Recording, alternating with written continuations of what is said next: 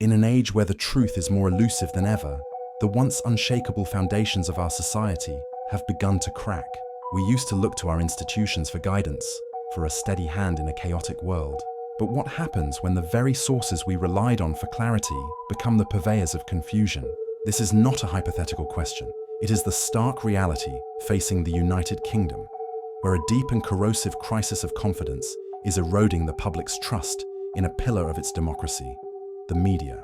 This is the story of how the guardians of truth lost their way, leaving a nation questioning everything it sees and hears. Once, the crisp rustle of a morning newspaper or the authoritative tone of a BBC broadcast was the sound of certainty.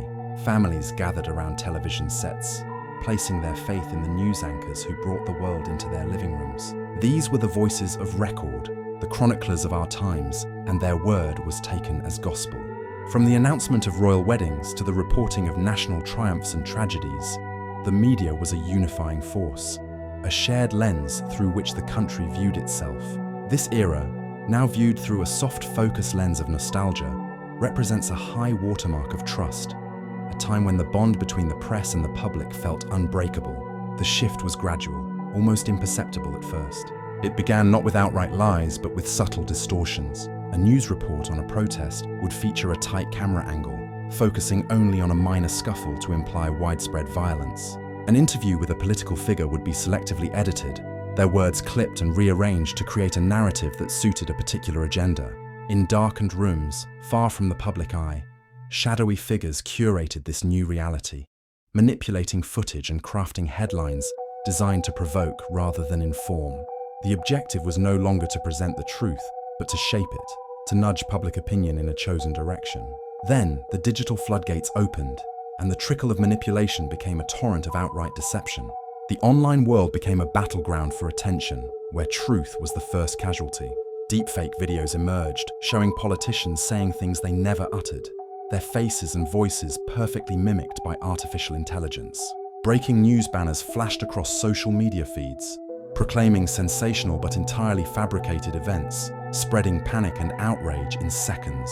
This digital onslaught created a parallel universe of misinformation, a chaotic echo chamber where discerning fact from fiction became a monumental task for the average citizen.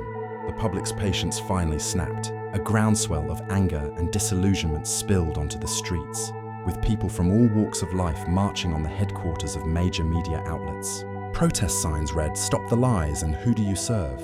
The arguments once confined to parliamentary debates were now happening on every street corner, as friends and family members brandished their smartphones, arguing over conflicting headlines and viral clips. The very fabric of social cohesion began to fray, torn apart by a media landscape that seemed intent on dividing rather than uniting. The consequences were stark and undeniable.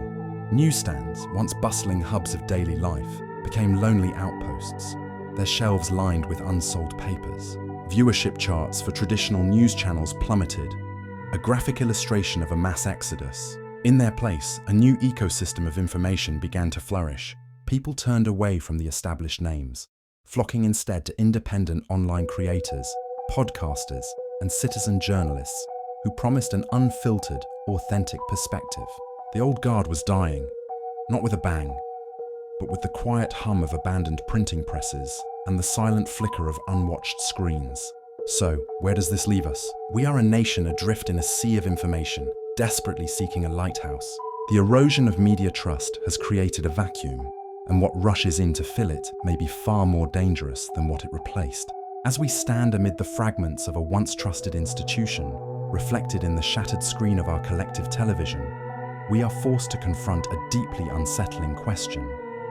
In a world of infinite information and manufactured realities, how do we ever know what is truly real? The search for that answer is the defining challenge of our time, and the future of our democracy may well depend on it.